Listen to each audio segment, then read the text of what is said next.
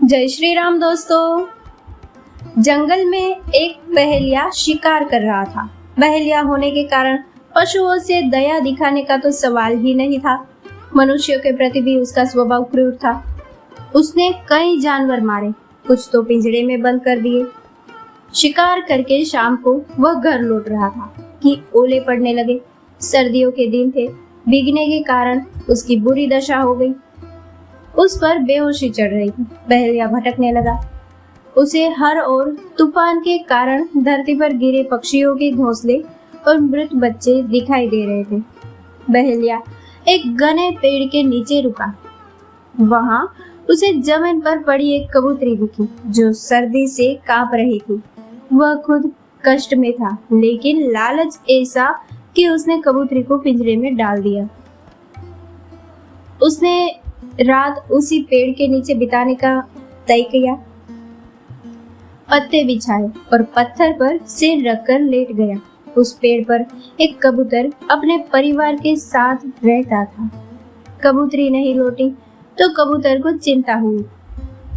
उसे तरह तरह की आशंका हो रही थी कि कहीं तूफान में उसे कुछ हो तो नहीं गया। दुखी कबूतर बिलखता हुआ कह रहा था, ऐसी उत्तम पत्नी के बिना जीवन का कोई मोल नहीं। सौभाग्य से ऐसी जीवन संगिनी मिली थी। उसके बिना सब सुना लग रहा है। पिंजरे में कैद कबूतरी सुनकर प्रसन्न हुई कि उसने एक कुशल पत्नी का धर्म निभाया है और उसका परिवार उससे प्रसन्न है। उसने कबूतर से कहा, यह बहेलिया आज हमारा अतिथि है, सर्दी से अचेत हो रहा है। आतिथ्य धर्म निभाते हुए आग का प्रबंध करिए।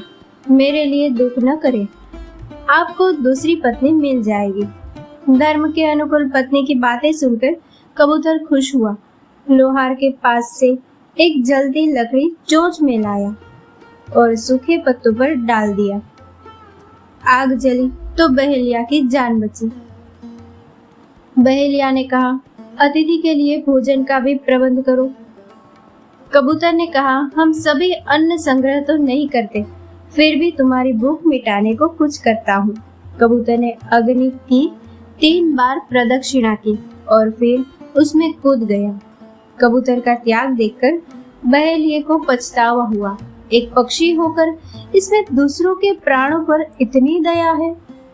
उसने सभी जीवों को पिंजरे से मुक्त कर दिया।